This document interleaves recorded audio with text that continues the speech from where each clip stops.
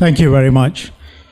Chairman, Mr. Lee, friends, it's a privilege to be here today with you. Mr. Lee, you were very kind and generous in your description of me and the government. But frankly, all of us here,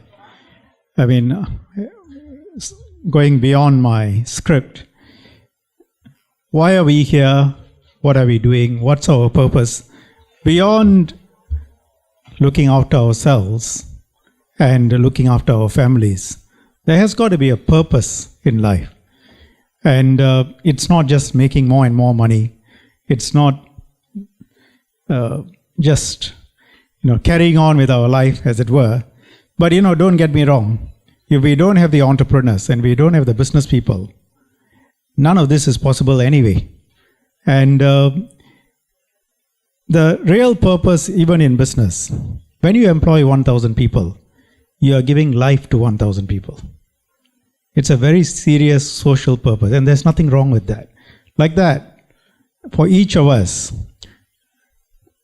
what is our purpose? The greater purpose is really looking at what we do and seeing how it helps someone else. How do we make a difference to the world? And putting it that way, you talked about the 400 years of the tradition of Thye Hua Kwan. It goes back. That tradition, even in Chinese civilization, goes further back. The moral tradition of helping others. And if you talk about the way, it's really, what is it that those of us who are, by the grace of God, have something to give, how can we help somebody else? And your history, today we are officially celebrating the 39th anniversary, but your history goes much beyond that. We'll be very lucky, most of us, if we say that we have helped 5 people or 10 people in our lives. You help over 50,000 people every year. And every single one of you are helping them help, either by being employed by Thye Hua Kwan, or by being donors, or by being supporters of Thye Hua Kwan. If you look at it, young children who are getting an education, senior citizens who are being helped in your homes. Can you imagine the level of unhappiness, the level of deprivation, and the pain that they will go through if you are not providing it? The food that you are serving to hundreds of people every day. Giving food to somebody else is probably the highest form of charity, because this is the only charity that somebody says it's enough. Everything else, people will always want more. So, again, can you imagine the pain, the suffering that you are reducing by giving them food if they didn't have the food? And you started out in the 60s when our country was in a much more difficult situation. The money that was put aside for social welfare was not much, and it was very difficult to do what you were doing. And I have to say, the society, its founders, you and your brother, in fact, for a long period of time, have done tremendous service for Singapore, Singaporeans, together with your boards and your donors. Going around, getting people to come together, and what you're doing today, helping over 50,000 people every year, variety of services. It is a huge enterprise. And we thank you, and we thank your board, and we thank your donors for that. Yeah.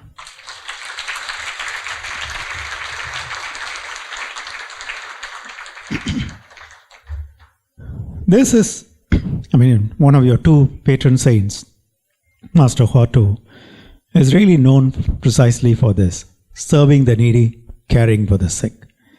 And your mission statement, and it really fits in with our ideals of a multiracial, multireligious Singapore, to serve anyone without regard for their race, language, or religion. In fact, with full respect for their race, color, creed, language, culture, and religion. I think that is really a wonderful statement of intent. And this is the 14th year you have organized the Interracial, Interreligious Harmony Night. It's a great concept, and I think in the context of what is happening around the world and in the context of what is happening around this region, we are going to need more of this, not less.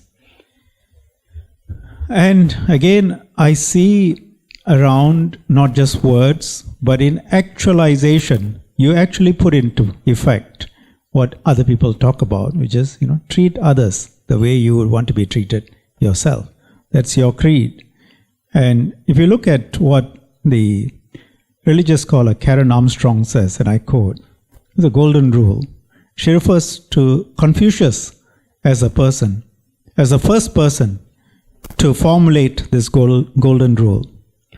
And he said, the thread that ran right through the spiritual method called the Way, or Tao, is pull all his teachings together. And all religious traditions have at least one strand in common. And that is to insist that we cannot confine our compassion to our own group. If you say, I'm going to do charity, but I'm only going to do charity for Muslims. I'm only going to do charity for Indians. I'm only going to do charity for Christians. That it is charity, but I think Confucius thought that you go broader. It is all mankind. And you made a great statement, we all belong to mankind in the end. And you have shown that compassion, free meals, free medical services for more than 40 years. I think you registered 39 years ago, but the slide showed that by 1965 you were already operating, probably before that. So in those days you were probably operating as an illegal society maybe, but right, but anyway, and since you're doing good work, it's okay. Reaching out to the elderly, children, youth, people with disabilities. And this is an area where it certainly wasn't easy in those days to put together because people didn't have money, very difficult to get donors. People didn't have time because everyone was thinking of where the next meal is going to come from.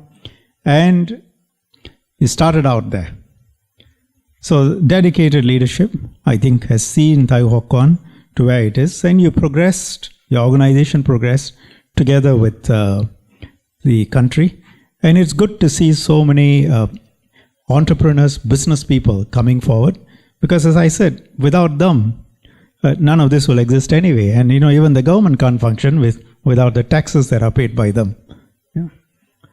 So, and the management team, Lawrence, I'm told, Kenny, Dr. Stella, Hardy. Yeah. And the fact that you have people of so many different races, religious creeds, today also shows that. And, the recent events, both particularly in Indonesia, but sometimes in Malaysia as well, show us that we are not that special. It is just that we are doing things differently, and that has helped us avoid some of the issues that we are seeing around the region.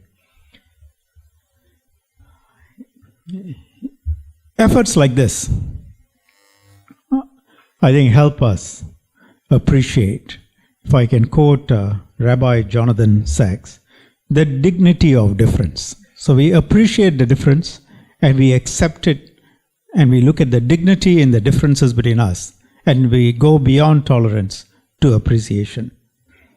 So in closing, I wish Thye Hua Kwan every success, many more good years, and I hope that more and more people will come forward to serve with your mission and take heart from the fact that every single person can make a difference. When you started out, it was a small group. Every one of us can make a difference. And those who want to start on their own to help others, I hope they will see the inspiration in Thye Hua Kwan. Each of us, even if we don't want to join a big organization, can do something. Thank you. Thank you, sir. Thank you, sir.